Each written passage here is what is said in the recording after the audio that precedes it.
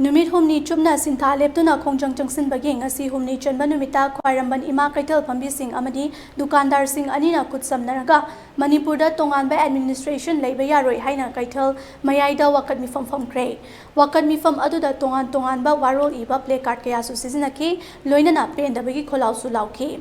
wakat meepham aduda saruk yakibi keithel number 2 gi publicity secretary puinabati konsamna phongdorakpada khwairamban ima keithel imphal na semkiba joint committee for peace asina warip kaya amasu laure haiki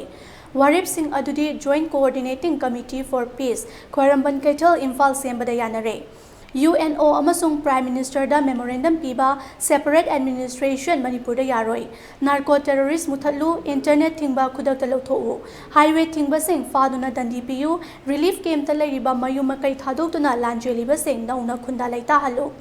Kukila lauba singi su lotho combing operation ihau hofam oriba CC Purda hana CDO sing yauna tawbiu Manipur gi furuk kanglup singi ima sing punduna la lefanaba khongjang changsin minaba Manipur gi MLA amasung MP sing Delhi da chatlu Manipur kalu haiduna keithel ima sing na luching basing da pressure piba Manipur dagi Assam Rifles khudak tagi matam pumbagi oina lauthobu amadi NRC chana halu haiba wafam asini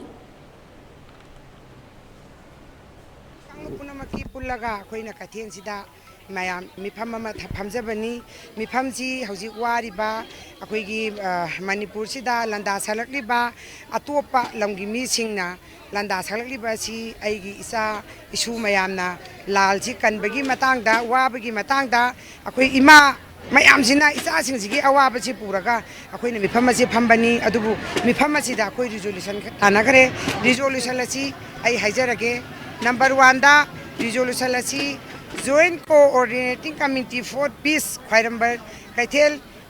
Imphal Sembada yanare number 2 da UNONPM of India da memorandum piba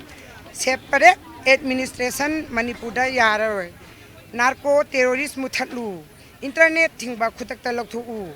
highway thingba sing phaduna dandi piu relief camp da leiriba mayum makai thadokuna lagliba singi nauna khunda leta hanbiu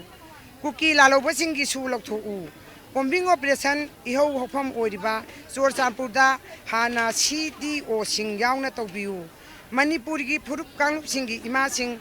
pulak punduna la lefanba khongjang changsinna warep lepnare Manipur gi MP and MLA sing Delhi da chatlu Manipur kallu haiduna keithel phambi ima singna luchingba singda pressure piba Manipur dagi Assam Rifle khudakta matam punamak oina lokhthu Manipur da NRC chathalu asigi warep asi hauzik lepsariba joint coordinary committee sen lep kharba warep ni masigi matungda atopa matana kathen sida laga sigi warep si lobani habado akoi joint committee akoina yaba ngamlaro